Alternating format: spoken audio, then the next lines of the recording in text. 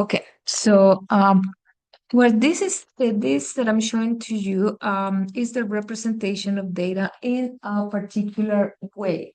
Um, these are graphs that collect data from uh, a spreadsheet. This spreadsheet, actually, this is a pivot table, comes from a spreadsheet, and these are four dashboards, right? So the data it talks about fatalities by province and region in traffic, right? So this is the creation of three dashboards that represent. This is called fatalities by province and region. This is called contributing factors to collision. So, for example, human factor, fatigue, environmental factors. Dashboard 3 is accident outcomes without seatbelts per road users class. And dashboard 4 is number of fatalities by road users class. So what you see here is a dashboard that is dynamic. What means to be dynamic? It has some filters. So if I click here on the filter bicycles, uh, like bicycles, drivers, motorcycles, my graph changes, right? So my graphs changes only to highlight those. So I'm going to highlight all of them. So you see how it started. So if you here, you see passengers, pedestrian, motorcycles, but I'm going to say only passengers. So this graph is a little bit slow because I have so many things going on.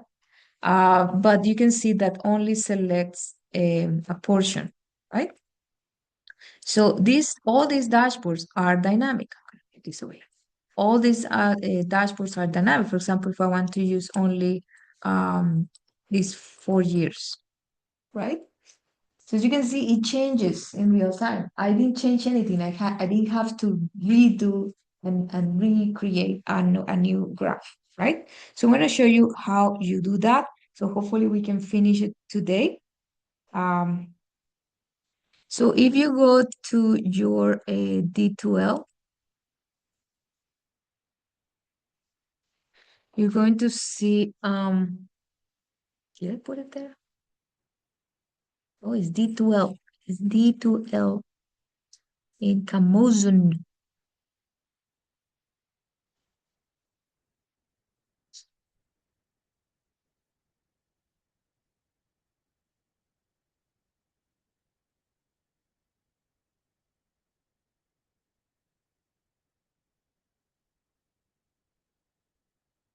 In the content 17.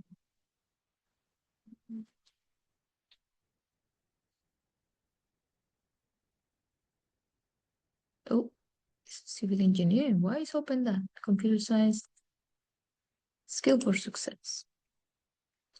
Um,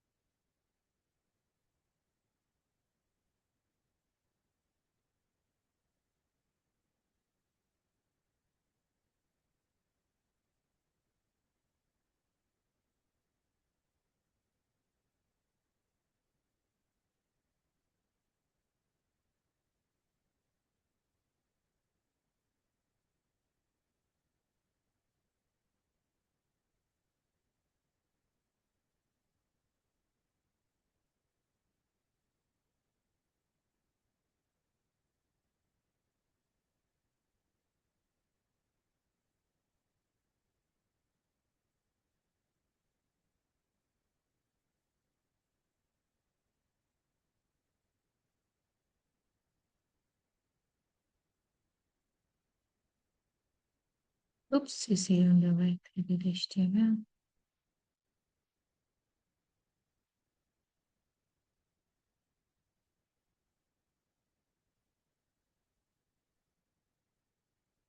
Okay, so if you go to week number, what was it? Class 17. Week 10? Yeah. Class 17, right? Yeah. So in there, you're going to see that. So please download that file. Okay. Okay.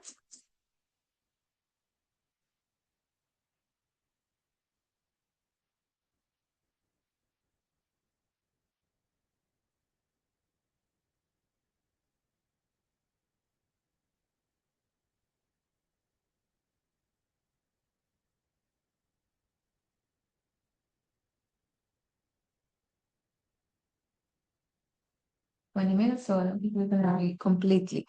Okay. So first I'm going to introduce what is called risk management assessment. Okay. So the data that we have is collected from a school, and what it has is a list of risks, right?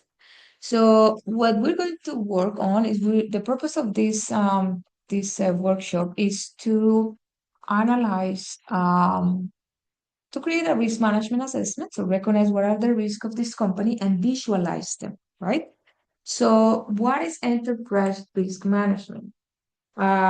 It's a technique that we have as consultants or people that work in companies in engineering or in other fields. And what we do is we recognize what risks can affect the objectives of the company, right? So we say we identify, we assess, and we prepare ourselves to tackle some risks, right? For example, we don't have money to get to pay the employees next month. If there's a risk, we might not be producing, we might not sell. So what can we do, right? Maybe we can get a loan, so maybe we can do something additional, right? So something that we can mitigate that risk, right? But how do we know? We measure the risk. Is it probable? Is it possible that can happen? How likely is going to be happening? Or what is the impact? The impact is going to be huge if we don't have the money to pay employees, right? But the likelihood may be not as much, right? So how we can visualize that in order for management to understand what are the next steps, right? So what we do is we try to evaluate the company's risk in a way that we can measure it. And that measurement needs data, right? So how you do it?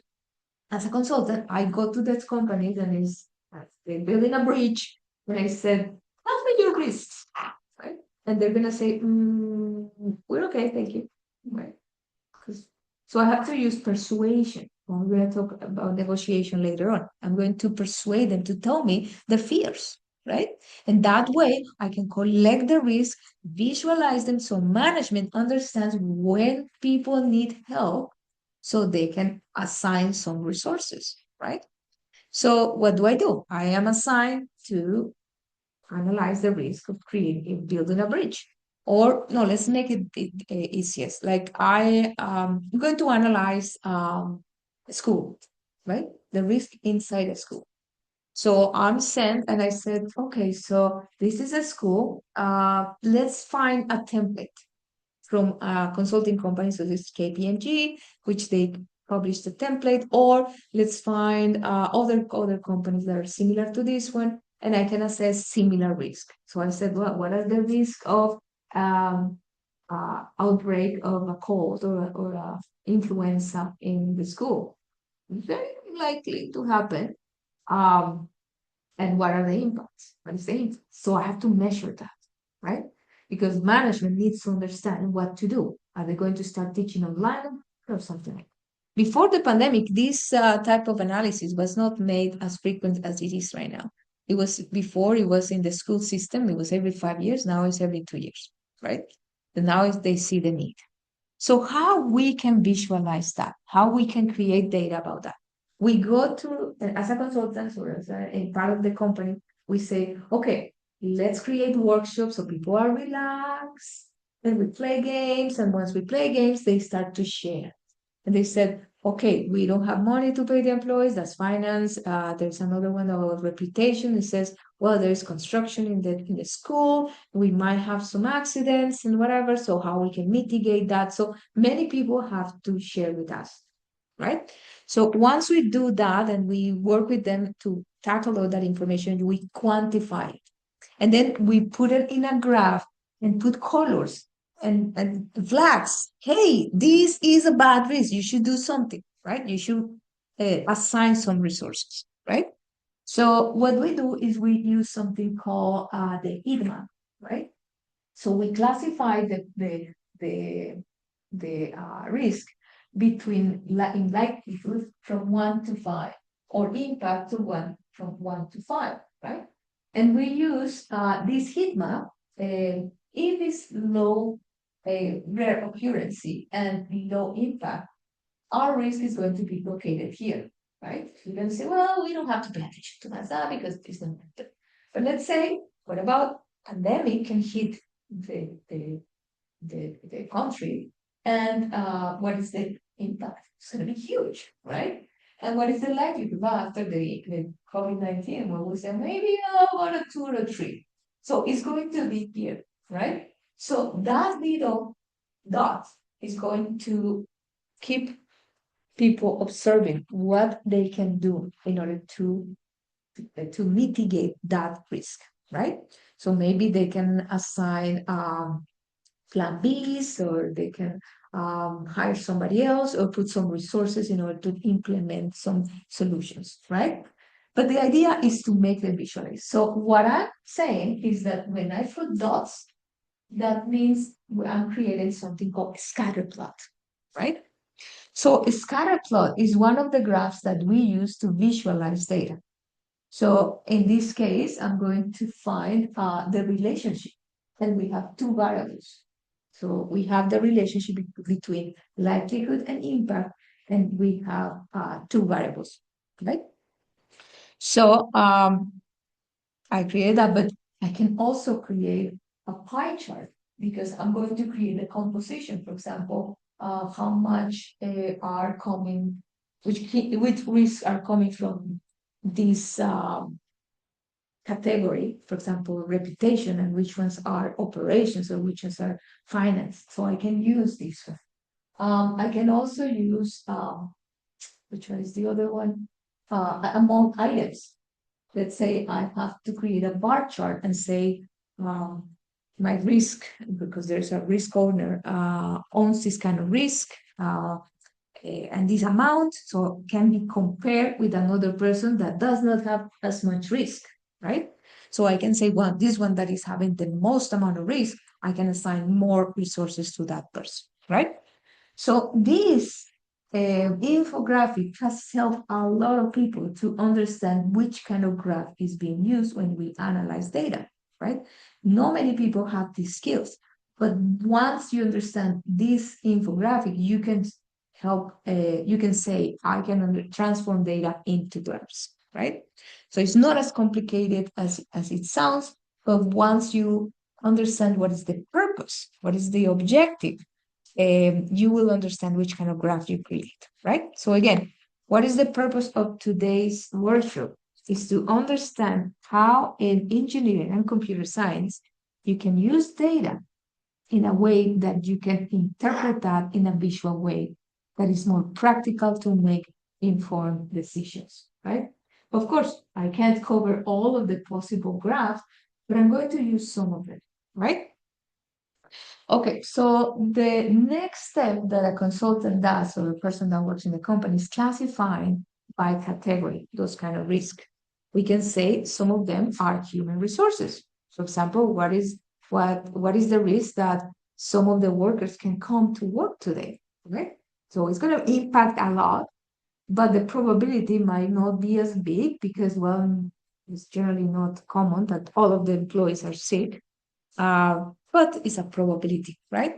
Other things is, for example, operation. What if the computer breaks, right? Or what if the computers get viruses, or we get hacked? We have a data breach, right? All of these things have to be considered. Okay. So what I brought to you was the residuals of those risks, right? So I'm going to open this other data.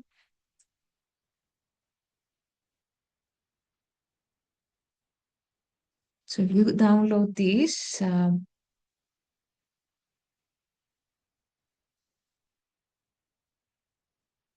it is a fresh data. Okay.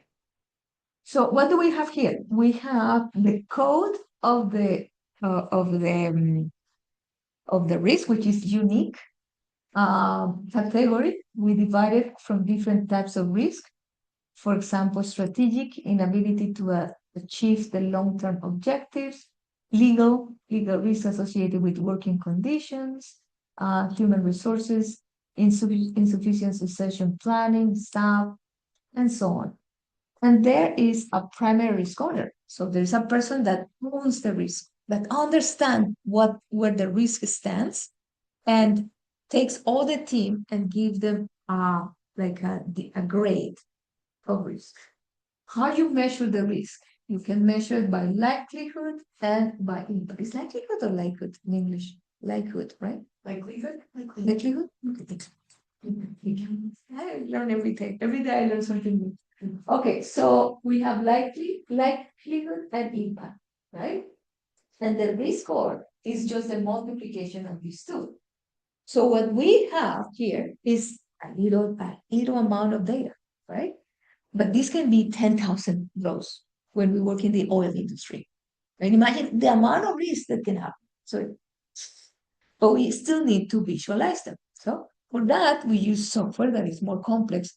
But in this case, we're working with a school, so we're going to be okay with that. Once we learn how to create this one, we will understand bigger projects. Okay. So the first thing we mentioned that we're going to create is a scatter plot. And we're going to create in that heat map that scatter plot, right? So what is the purpose? We're going to create this guy, okay? This guy. And we're going to put the data points here, which the data points are going to represent the risk. So if we go to here, we highlight likelihood and impact. And then we go and create a insert, recommended charts, and then we use the scatter plot, right? So scatter chart is used to compare at least two sets of values or pairs of data.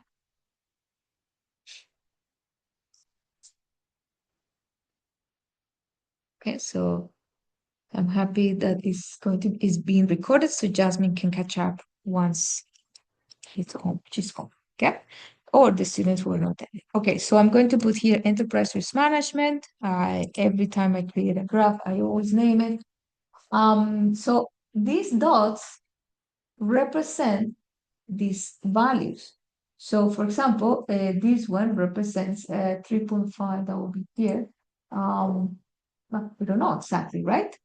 So we say, if we show this to management says, okay, and, oh, okay, so these are the risks. And so you need to highlight what is important. That's what data is about. Find patterns, right? So the first thing I'm going to do is I'm going to click here in the center. This is the plot area. Outside is the chart area. So the inside is this square. And inside those squares, I'm going to right click, format plot area. And in here on the right, you see that something comes up, which is the format plot area. So I'm going to click on fill and then click on gradient, right? So here is already been done, but if I didn't do it before with the group in the earlier, this would be blue. So I'm going to put it back to where it was. So I'm going to put blue, blue, blue, and blue, okay? So once it's all blue in the background, I'm going to click on here and say direction. And I'm going to say, okay, I'm going to change one of those in light blue so you see what I'm talking about. Okay.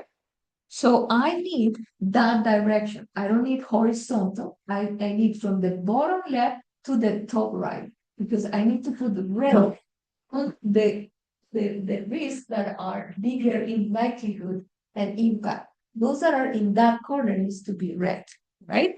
So I need to select direction here from the bottom left to the top right, okay?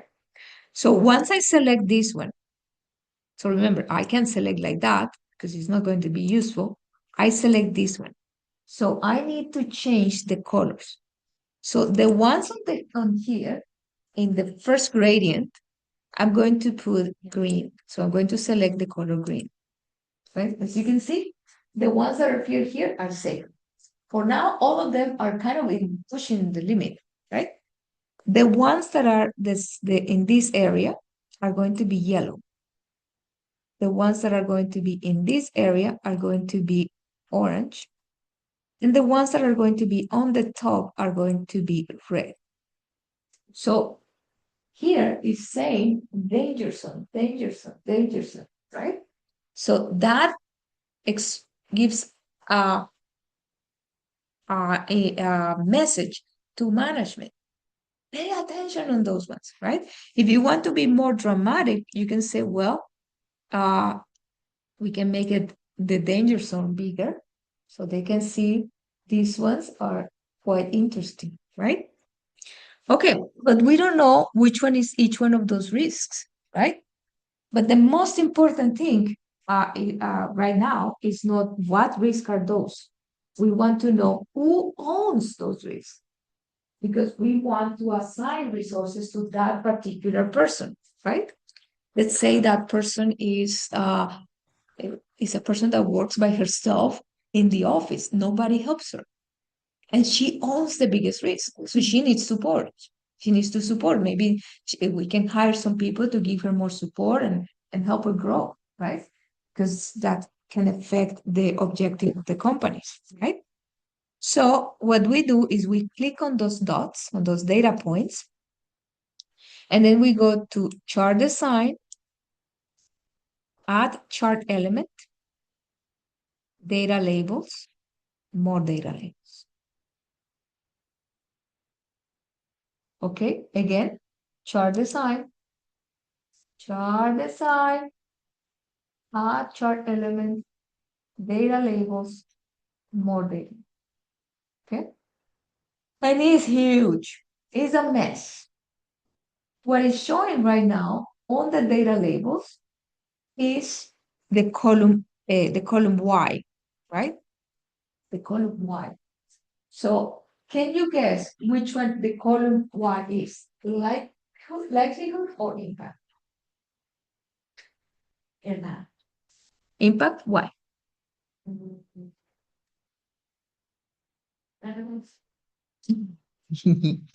Okay, so you can see this one on the column Y goes to 0 to 6, right?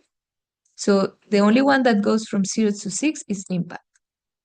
So the way to make it clear is you go to chart design, add chart element, access titles, primary vertical, and then you double click and say impact. Okay? Any questions? Are Is you this something behind? we need to turn in? To what? To turn in, like to submit? No, no. Okay. It's just for you to observe. This is part of your training to apply to jobs when they ask you about dashboards. Do you have experience in dashboards? Yeah. Do you have experience in data analysis? So this is something that can boost your career. If you say, I created a dashboard during class about risk management assessment. So not only you can be hired for understanding how to convert data into dashboards, but you're going to say, I know how to create an enterprise risk management assessment dashboard. So these companies are hiring for people that understand risks, how to convert risk into data, right? And how to convert data risk into usual decision solutions. I missed how you got The bottom left to the top right. yes. Okay, so you right click on this center, Okay. and then you click format plot area, and then here direction from the bottom left to the top right. Awesome. Okay. Good job.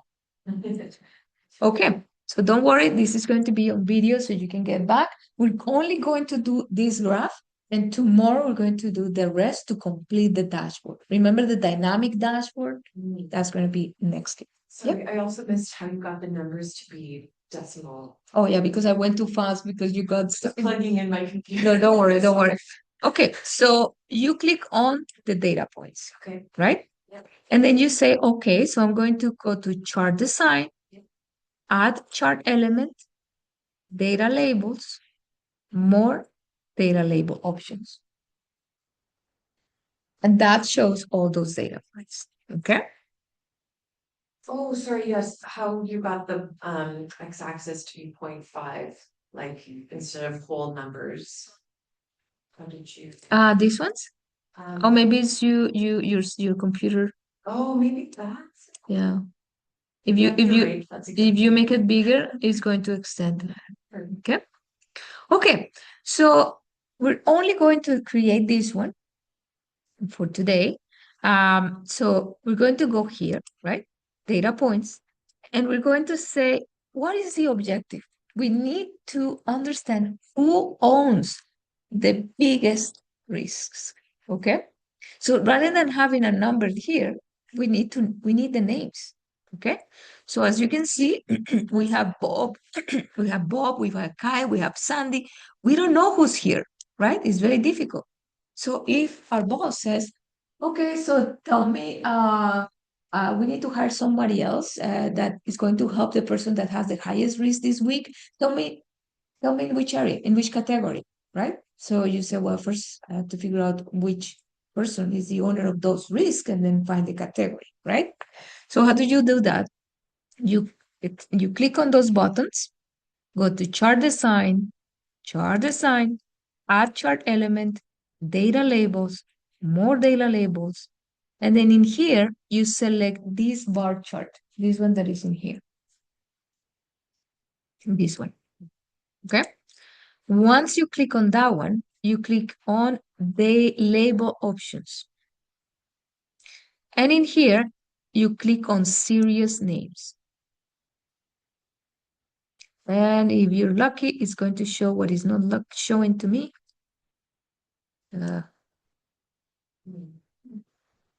series name. It's not that. No. Okay, again. Chart design. I'm trying to do it as quick as I can. Data labels, more data label options. This one. Okay. Values from sales. That is going to be showing. Okay. So you click on that one, and this little window shows up. So in here, you're going to select the names. Starts with Bob and ends with Melanie.